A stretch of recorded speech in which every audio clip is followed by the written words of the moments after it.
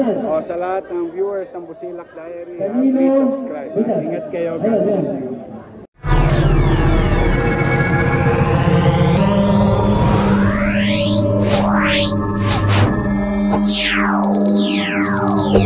Hello mga kabungis-ngis, welcome back again to another vlog. Ito po si Busilak's Diary, hatid ang mukha ng balita. Ito po mga sumisigaw ng mga distrito sa East.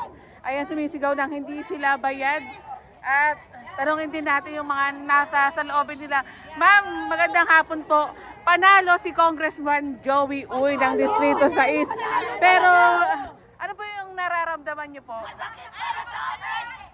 Nakasuporta kami din! Congressman Uy! Nakano mo po! Kami matatanggap yan! Kailangan tayo maupo! Kailangan kami maupo! Meron po ba kayong mensahe sa Comelec po? Meron po kayong mensahe sa Comelec po? Sa Comelec, ipaupo lang si Uy! Kaya na lang maupo!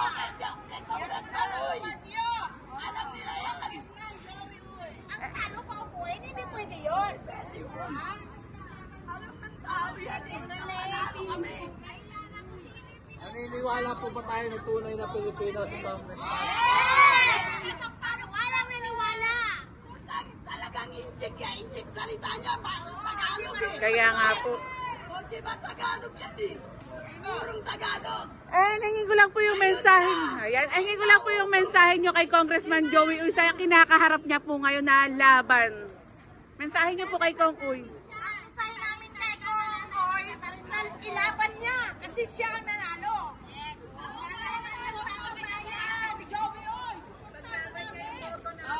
Ayan, sabi ni ma'am, paglaban yung boto nila ni Congressman Joey Uy.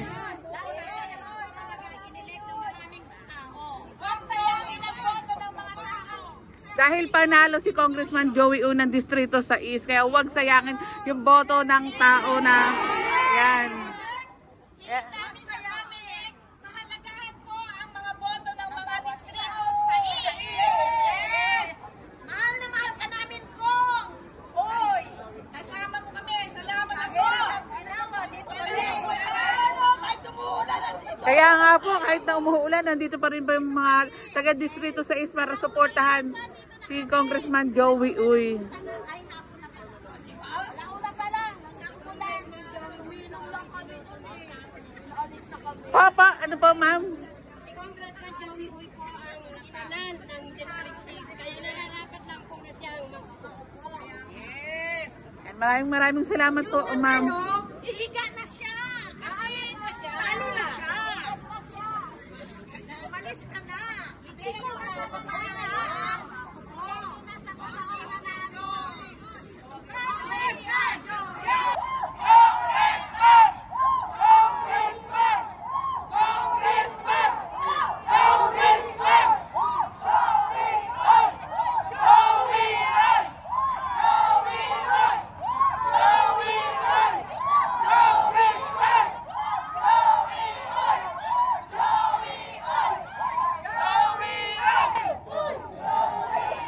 Ito, ang dami talagang sumisigaw kay Congressman Joey Uy. Justisya at katurungan. Justisya at katurungan para sa distrito sa East. Iluklok ang tunay na hindi ko na narinig, nabasa. Comelec, hindi kayo ang botante. Comelec, ayan, Comelec na hindi kayo ang botante. At tanong lang tayo dito kila ma'am. Sir!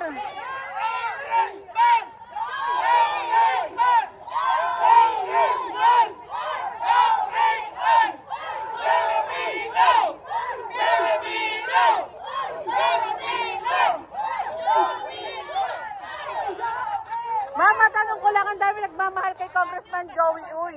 Bakit po mahal niyo si Congressman Joey? Kamusta naman siya bilang councilor nung panahon na siya ang councilor?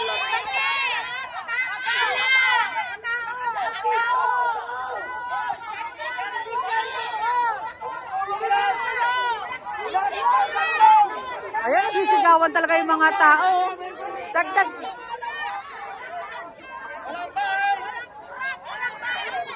Dagdag ko nga lang yung slogan ni Kong Uy, serbisyo, hindi negosyo.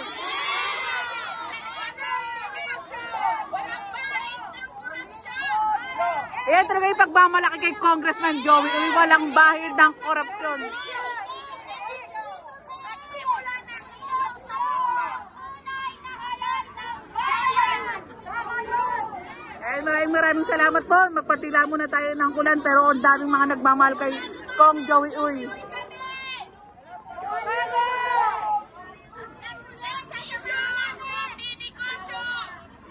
Hindi kami bayad! Hindi kami bayad! Hindi kami bayad! Hindi kami bayad! Hindi kami bayad! Lahat kami! Lahat kami! Volunteer kami! Volunteer kami! Volunteer kami! Volunteer kami! Volunteer kami! Congressman. Ang sabi niya, tungkol sa position ng congressman, kailangan po ang qualification ayon sa batas ay natural born Filipino. So ano ba talaga yung mega-exporya? Okay. Pinanganak po si Congressman Joey Uy, March 15, 1962. Ang tatay po niya, totoo po, Chinese national, pinanganak siya. Pero ang kanya pong ina ay natural born Filipina.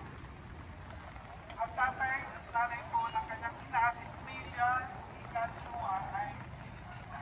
Ay Pilipino parehas. At siya po ay pinanganak dito sa Pilipinas. Ang sabi po ng natutunin natin na ito po Chinese national tatay ni Kong Joey Uy ay susundin daw dun sa citizenship ng ama. At yung ina po ay nawala yung kanyang citizenship nung siya po ay nakasal. So ano po ba ang totoong istorya? Ang totoo po nito ay naging natural born po ang ating congressman. Paano po nangyari ito? Totoo po yung sasabi niya na Chinese po ang nationality ng father. Pero po, nung 5 taon po si congressman, noong 1967, ay naging naturalized Filipino po ang kanyang father, si Jose Uy. Tapos, nung sumunod na taon, 1968, yung nanay po niya ay na-reacquired, na-regain po yung kanyang citizenship. Kaya po siya ay naging natural born Filipino muli. Okay? So ngayon, nung nagkaroon po ng 1973 Constitution, nawala na po ng visa yung 1935 Constitution kasi nasa yung ating katunggali. Ang sabi po doon sa bagong saligang batas noong 1973, pagka daw ang isa sa dalawang magulang, any of the two parents ng isang bata ay Filipino citizen, automatiko Filipino citizen ang bata. Okay? So ang nangyari po, dahil po na-regain ng nanay noong 1968 ang kanyang citizenship, ayon sa Supreme Court, naging Filipino citizen, natural born Filipino citizen, si Kong Joey Uy. Kasi sa saligang batas noong 1935, ang sabi doon, pagka daw ibalik yung citizenship ng nanay, kailangan daw pagka tungkol sa majority age, naging 18 years old yung bata, kailangan ay mag-elect o mag-choose siya yung citizenship kung siya po ay pipili na maging Pilipino. Pero sabi po ng Supreme Court, binago na noong 1973. Bakit binago po noong 1973? Kasi sabi ng Supreme Court, hindi po naging makatarungan yung dating Constitution 1935. Kasi nagkaroon po ng isang sitwasyon na kung saan pagka ikaw daw ay pinanganak na foreigner ang tatay mo at Pilipina ang father mo, hindi ka itinuturing na Filipino citizen. Pero pagka ang tatay mo ay Pilipino at ang nanay mo ay foreigner, ikaw po ay isang Filipino citizen. So hindi po naging makatarungan. Kaya sabi ng Supreme Court, nung na-ratify ang 1973 Constitution, ang sabi niya, automatic na. Pagka ang nanay mo ay Filipino citizen, ay naisalin yung citizenship ng nila doon sa bata, sa anak. Tapos sabi pa ng Supreme Court, yung pong mga ginagawa ng isang citizen na siya po ay bumoto, siya po ay tumakbo, siya po ay nanalo, siya po ay nanungkulan, siya po ay nagkaroon ng hanap buhay, nagkaroon ng mga ari-arian, yan po ay, sabi niya, formal manifestation na pinili mo ang pagiging Pilipino citizen. Okay, kaya malinaw po pagkitaw na pinabaluktot po ng ating kalaban yung batas.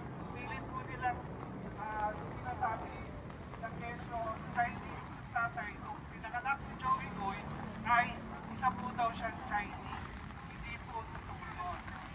Hindi po ganun ang ating batas. Ang ating batas ay makatarungan. Yan po ay ipatayo para sa interes ng bawat Pilipino. Hindi po dapat tinatanggalan ng karapatan para maging isang Filipino citizen. At sino ba? Okay? So yan po ang yan po konting background lang, no? So ngayon, samantalahin po natin ang pagkakataong ito habang hinihintay po natin ang ating mga abogado para hihintay nyo sa lupin ng ating mga chairman. Marami po nakaisa dito ng mga chairman na gusto rin po nilang sabihin ang kanilang mga opinion. Okay? So ngayon, nandito si Chairman